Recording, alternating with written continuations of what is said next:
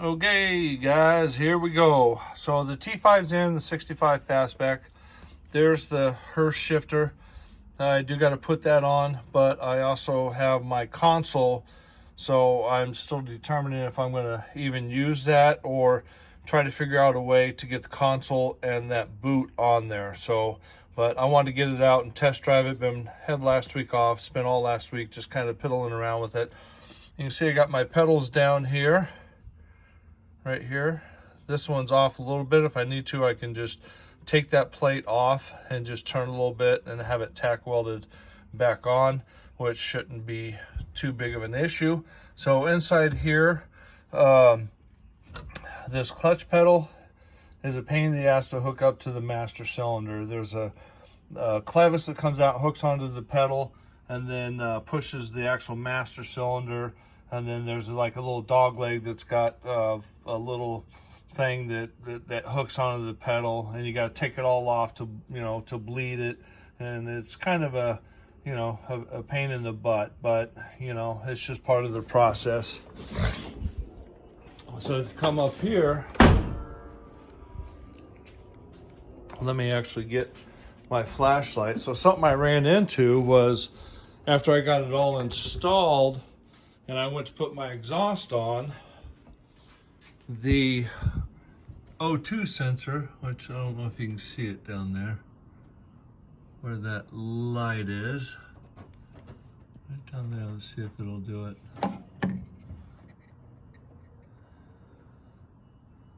There it is. It's kind of coming in and out. But that was actually hitting the external slave cylinder where the boot is. So I took the H-pipe back off, took it over to my friend's house, and we moved the bung so that O2 sensor would actually clear that external slave cylinder. So that's something I didn't even think about until, I just started putting it back together. But that's what about modification is. You can see back in there, there's the hydraulic master clutch. When I was taking this brake master cylinder off, the actual booster was loose on the brackets. I was wondering why I was having problems with my brakes before. Well, I got it all tightened up, and once I was able to actually get it bled, then I didn't have really too many problems with it. So I can get up underneath here and show you kind of what it looks like underneath here. I end up having to purchase the modern driveline cross member for the T5, and it fit like a glove.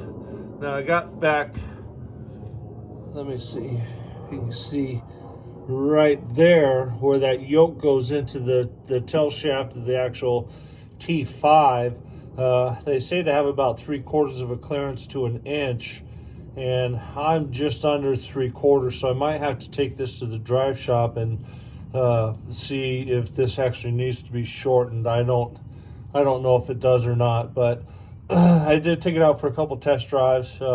Drives real good. The pedal does go all the way down almost to the floor to disengage the clutch, which is, I'd like it to be up a little bit higher, but I might see if I can adjust that clevis on the inside of the car,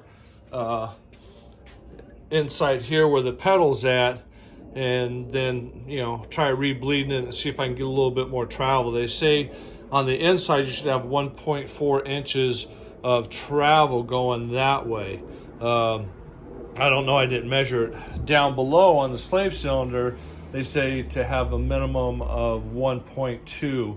And I'm just under that, so either the system needs to be rebled or I just need to make some fine-tune adjustments, and hopefully that will alleviate that issue. It's a major pain in the butt to get out of there and disconnect all that, because when you bleed it, you basically have to disconnect that clevis off of that clutch pedal, and there's a hose that's coming off the external slave cylinder that I might have to reposition. If I have to do that, then I'm going to have to disconnect it, and then I got to start from scratch and just rebleed the whole system. So, but I'm going to drive it like this for a little bit and, you know, make any fine tune adjustments. It's not going to be perfect off the get-go, but, you know, you just got to give yourself a little you know, time to drive it, get used to driving it. And, you know, it kind of grinds a little bit when you go to put it in reverse. So